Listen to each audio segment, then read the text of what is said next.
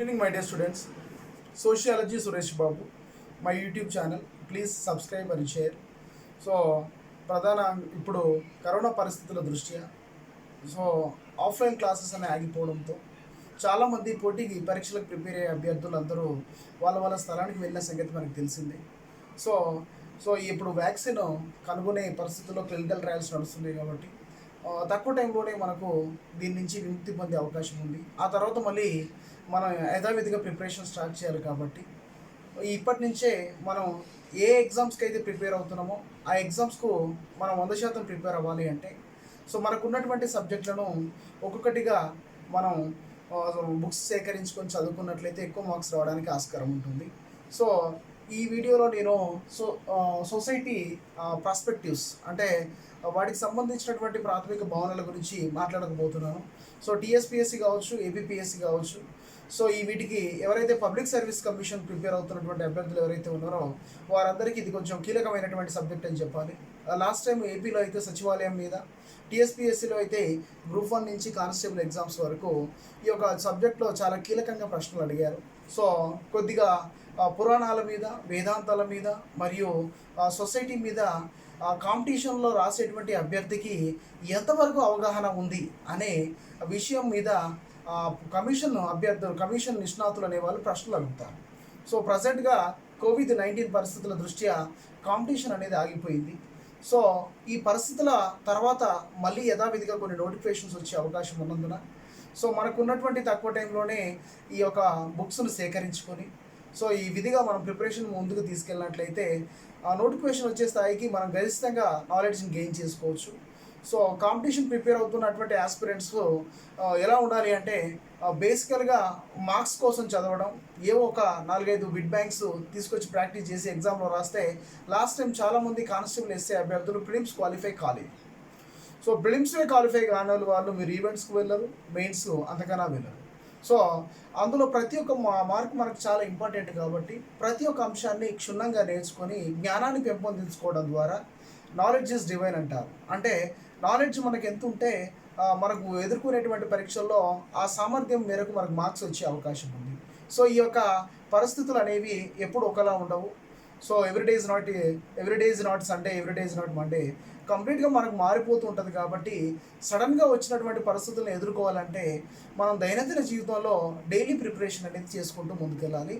So అందులో మనకున్నటువంటి topics ఏమిటి అని అనుకుంటే చాలా టాపిక్స్ ఉంటాయి. ఇండియన్ కల్చర్ ఉంటుంది, ఇండియన్ హిస్టరీ ఉంటుంది, అదేవిధంగా పాలిటీ, ఎకానమీ, చాలా చాప్టర్స్ ఉంటాయి.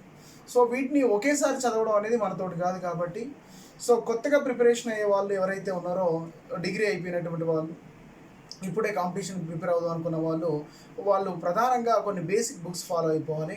సో ఈ వీడియోలో నేను ఏం చెప్పబోతున్నానంటే ప్రాస్పెక్టివ్స్ ఆఫ్ ది సొసైటీ అంటే సమాజం యొక్క మౌలిక లక్షణాలు. సో ఇదేందుకు చెప్పాలి సార్ అంటే మనం కాంపిటీషన్ ప్రిపేర్ అయ్యేటువంటి అభ్యర్థులకు మనం అందరం ఎక్కడ వర్క్ చేస్తామంటే ప్రభుత్వంతోనూ మరియు ప్రజలతోనూ చేస్తాం. ఎందుకంటే ఇవి సాఫ్ట్వేర్ జాబులు కావు, లేకపోతే ఇంకేదో ఒక టెక్నాలజీ ఆస్పెక్ట్స్లో కావు. సో దైనందిన జీవితంలో ప్రభుత్వం ఇచ్చేటువంటి అమలు చేసేటువంటి పథకాలని ప్రజలకు అందించడానికి ఒక అభ్యర్థిని నియమిస్తారు. వాళ్ళే public servants, employees, government employees. So అది మీరు ఏ రంగం అన్నా తీసుకోండి. సో ఆ రంగంలో మేము నియమించే అభ్యర్థికి కనీస పరిజ్ఞానం, అవగాహన ఉందా లేదా అనే వాటి మీద అనేక రకాల అంశాన్ని జనరల్ స్టడీస్లో జోడించడం జరిగింది. సో అందుకే మనకి ఎప్పుడైనా జనరల్ స్టడీస్ పేపర్ తీసుకుంటే ఒక అంశమే ఉండదు, ఒక విభాగమే ఉండదు, అన్ని ఆస్పెక్ట్స్ ఉంటాయి. అంటే ఏ రాష్ట్రానికి సంబంధించినటువంటి అంశాలు ఆ రాష్ట్రం వాళ్ళు నేర్చుకోవాలి, యథావిధిగా ఇండియాకి సంబంధించిన అంశాలు నేర్చుకోవాలి. వీటన్నిటి మీద ప్రశ్నలు అడిగేటువంటి అవకాశం ఉంటుంది. సో అందుకే జనరల్ స్టడీస్ పాయింట్ ఆఫ్ వ్యూలో కానీ, మన పేపర్ 2 పాయింట్ ఆఫ్ వ్యూలో కానీ గ్రూప్ 1, గ్రూప్ 2లో ప్రధానంగా ఈ సొసైటీ మీద క్వశ్చన్స్ అడుగుతున్నారు కాబట్టి వీటి గురించి చూద్దాం. సో ప్రధానంగా ఇక్కడ 2 క్వశ్చన్స్ నేను అడగాలనుకుంటున్నాను, మీకు తెలిస్తే ఆన్సర్ చెప్పండి. సో అందులో సమాజం మీద మొట్టమొదటిసారిగా పరిశోధన చేసిన వ్యక్తి ఎవరు? Who is the father of sociology? Next, sociology అనే పదము ఏ భాష నుంచి ఆవిర్భవించింది? ఇవి చాలాసార్లు ఎగ్జామ్లో అడిగాడు. సో అందుకే వీటికి క్వశ్చన్స్కి ఆన్సర్ తెలుసుకోవాలి. సో ఆన్సర్స్ చెప్తున్నాను. సమాజం అనే పదాన్ని మొట్టమొదటిసారిగా వాడినటువంటి శాస్త్రవేత్త ఎవరయ్యా అంటే ఫ్రాన్స్ దేశానికి చెందినటువంటి ఆగస్టిన్ కాంటే. సో ఆయన ఎందుకు చేశాడు, ఎలా చేశాడు అనేది మనం డీప్ ఎలాబరేషన్లో నేర్చుకుందాం. సో ఫ్రాన్స్ దేశానికి చెందినటువంటి అగస్టిన్ కాంటే అనే శాస్త్రవేత్త 1838 సంవత్సరంలో మొట్టమొదటిసారిగా ఈ యొక్క సమాజం అనే అంశం మీద పరిశోధనలు చేసినటువంటి ఫస్ట్ పర్సన్ కాబట్టి he is the father of sociology.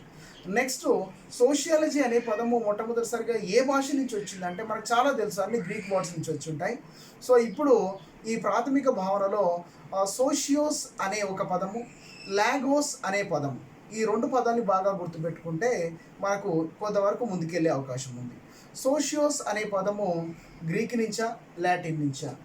అదేవిధంగా లాగోస్ అనే పదము గ్రీక్ నుంచా, లాటిన్ నుంచా? లాస్ట్ టైం ఎగ్జామినేషన్లో చాలా వరకు క్లారిఫికేషన్ లేనటువంటి విషయం. సో ఇలాంటివి కొన్ని బేసిక్ కాన్సెప్ట్స్, ఇవి బయట ఉన్నటువంటి సమాజానికి మనం అన్వయించి చదువుకోగలగాలి. అంటే ప్రజెంట్గా పరిస్థితులు అనేవి అస్తవ్యస్తంగా ఉన్నప్పటికీ సో చాలా వాటి మీద న్యూ ఇన్వెన్షన్స్ అనేవి జరుగుతున్నాయి. అంటే సైన్స్ అండ్ టెక్నాలజీ పరంగా కావచ్చు, చారిత్రక పరంగా కావచ్చు, రాజకీయ పరంగా కావచ్చు. సో వాటిలో సొసైటీ ఏ విధంగా ఏ వాల్యూస్ కట్టుబడి ఉన్నది, ఈ యొక్క ఈ హ్యూమన్ రైట్స్ కమిషన్ వాటి పట్ల ఏ రకంగా ముందుకెళ్తుంది అనే అంశాలను మనం అన్వయించి చదువుకున్నట్లయితే ఈ విభాగంలో ఎక్కువ మార్క్స్ వస్తాయి. So Indian society, Indian culture అనేది ప్రధానంగా ఈ యొక్క బేసిక్ కాంటెంట్స్ మీద ఆధారపడి ఉంటుంది. సో భారతీయ సమాజము, భారతీయ సంస్కృతి ఏ విధంగా అభివృద్ధి చెందింది అంటే భారతీయ సంస్కృతి అనేది అధునాతన సమాజంలోకి రావడానికి కొన్ని వేల సంవత్సరాలు పట్టింది. అంటే ఒకేసారి నవీనతను, అదేవిధంగా మోడర్నైజేషన్ కాన్సెప్ట్ రాలేదు.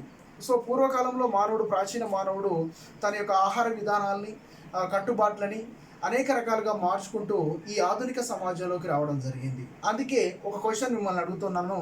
ఆ క్వశ్చన్ ఏంటి అంటే, మానవుడు ఒక సంఘజీవి, man is a social animal అని మొట్టమొదటిసారిగా ఎవరన్నారు అంటే చాలామంది ఆన్సర్స్ చెప్తారు, అరిస్టాటిల్.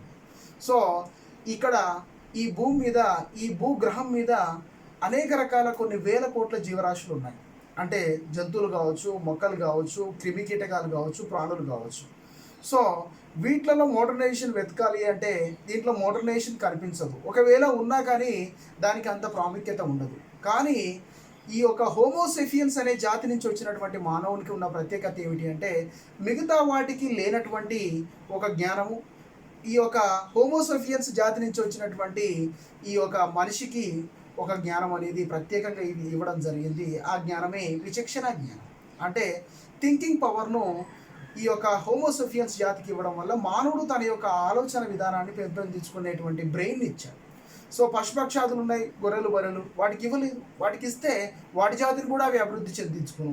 సో వాటికి కూడా ప్రత్యేక నివాసాలు, వాటికి కూడా ప్రత్యేకంగా ఫ్లాట్స్, వాటికి కూడా అపార్ట్మెంట్స్ అనేవి ఉంటాయి. సో అవి లేవు కాబట్టి మానవులు నవీనకతను, నాగరికతను ఫాలో కావాలి అంటే ఖచ్చితంగా దైనందిన జీవితంలో ఒక నియమావళిని, ఒక కోడ్ ఆఫ్ కండక్ట్ను ఏర్పాటు చేసుకోవాలనే ఉద్దేశంతో ముందుకు రావడం జరిగింది. అలా మానవుడు తన యొక్క ఆధునీకరణను చేపట్టే క్రమంలో మొట్టమొదటిసారిగా ఏర్పడిన క్రమమే ఈ యొక్క ట్రైబ్స్, అంటే తెగలు. తెగ అనే పదము ట్రైబోస్ అనే లాటిన్ పదం నుంచి వచ్చిన సంగతి మనకు తెలిసింది. సో తెగలుగా ఏర్పడ్డారు. అంటే ఒకే భాష, ఒకే సంస్కృతి, ఒకే ప్రాంతంలో నివాసం కొనసాగిస్తున్నటువంటి ప్రత్యేక వ్యవహారిక లక్షణాలను కలిగి ఉన్న వారిని ట్రైబ్స్ అని పిలుస్తారు. అంటే ఖచ్చితంగా వాళ్ళకు ఒక మంచి భాష, అంటే వాళ్ళకు సంబంధించినటువంటి వర్నాక్యులర్ లాంగ్వేజ్ ఉండాలి. వాళ్ళందరూ ఒక ప్రాంతంలో నివసించాలి. సో ఆదిమానవుడు తన యొక్క ఎవల్యూషన్ పీరియడ్లో తన యొక్క పరిణామ క్రమం చెందిన కొద్దీ ఏదో ఒక ప్రాంతంలో, సో ఆల్మోస్ట్ మనకి ఇప్పుడు మెట్రోపాలిటన్ సిటీస్ అనేవి ఏవైతే ఉన్నాయో, అంటే ఫర్ ఎగ్జాంపుల్ హైదరాబాద్ ఉందనుకోండి, హైదరాబాదు, చెన్నై, కలకత్తా, బాంబే, ఢిల్లీ, మీరు ఏ నగరాన్ని తీసుకోండి, అక్కడ ఎక్కువ మొత్తంలో డెవలప్మెంట్ కారణం మానవుడు తన యొక్క జీవన విధానాన్ని అక్కడ ఎంచుకోవడానికి గల ప్రధాన కారణం ఏమై ఉందంటే, అలా ఎంచుకోవడానికి గల ప్రధాన కారణము జలవనరులు ఎక్కడ ఎక్కువగా ఉన్నాయో అని గమనించాడు. అంటే మనిషి జీవనాధారం, అంటే నీరు జీవనాధారం కాబట్టి నీటి వనరులు ఎక్కడ ఎక్కువ ఉన్నాయో అనేది ఆలోచించి ఆ నీటి వనరుల పక్కన తన స్థిర నివాసాన్ని ఏర్పరచుకోవడం మనిషికి ఆనవాయితీగా వచ్చింది. సో మీరు ఏ నగరాన్ని తీసుకోండి, ఫర్ ఎగ్జాంపుల్ ఢిల్లీని తీసుకోండి, యమునా నది పక్కన ఉంటుంది. హైదరాబాద్ తీసుకోండి, మూసీ నది ఉండేది. సో అలా ఏ నగరమైనా తీసుకోండి, న్యూయార్కు, డాన్యూబు, ఇలాంటివి చాలా సిటీలో మనం అబ్జర్వ్ చేసుకున్నా కానీ అవి నది పరివాహక ప్రాంతంలో ఏర్పడ్డటువంటి పెద్ద పెద్ద పట్టణాలు కాకుండా చిన్న చిన్న గ్రామాలుగా ఏర్పడ్డాయి. కుగ్రామాలు కాస్త గ్రామాలు, గ్రామాలు కాస్త మండలాలు, బ్లాకులు గాను, తర్వాత జిల్లాలు గాను, జిల్లా పరిషత్తులు గాను, ఆ తర్వాత రాష్ట్రాలు, రాష్ట్రాలు, దేశాలు, దేశాలు, ఖండాలు గాను అలా విభజించుకుంటూ మనిషి తన యొక్క జీవన విధానాన్ని ముందుకు తీసుకెళ్ళాడు.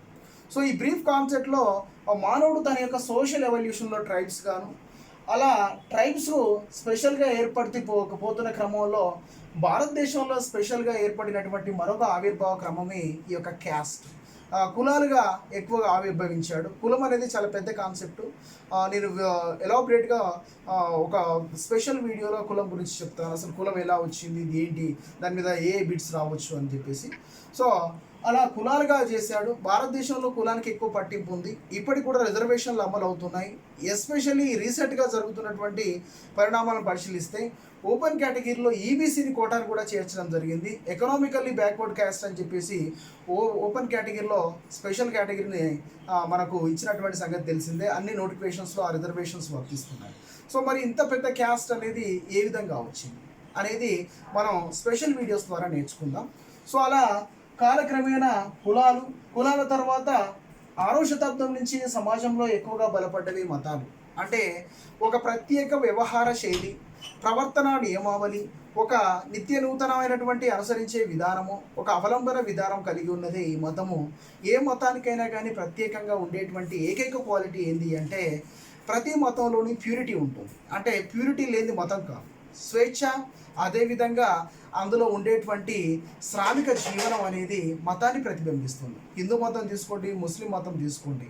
సో ఎవరో ఒక గురువు సంథింగ్ అతను చెప్పినటువంటి బోధనలు వాళ్ళు ఫాలో అవ్వాలని చెప్పేసి ఒక బుక్ అనేది నమోదు చేయడం, ఆ బుక్లో యథావిధిగా రాసుకున్నటువంటి విధానాన్ని వాళ్ళ యొక్క జీవన విధానంలో అన్వయించుకొని వాళ్ళు తన జీవనాన్ని ముందుకు తీసుకెళ్లడం అనేది మతంలో కనిపిస్తుంది. అలా 6వ శతాబ్దం నుంచి ఇప్పటి వరకు అనేక రకాల మతాలు భారతదేశంలో వచ్చాయి. సో వాటి గురించి మనం నేర్చుకోవాలి. ఆ తర్వాత మనుషులు జీవనం కొనసాగించే విధానంలో మనుషులంతా ఒకటే జెండర్ కింద ఉంటారంటే ఉండరు. ఎందుకంటే సృష్టికి మూలము ఆడవాళ్ళు. సో ఆ ఆడవాళ్ళకు ప్రధానమైనటువంటి లక్షణాలు ఉంటాయి. సో అదేవిధంగా సొసైటీ ముందు తీసుకెళ్లడంలో ప్రధాన పాత్ర పురుషులది.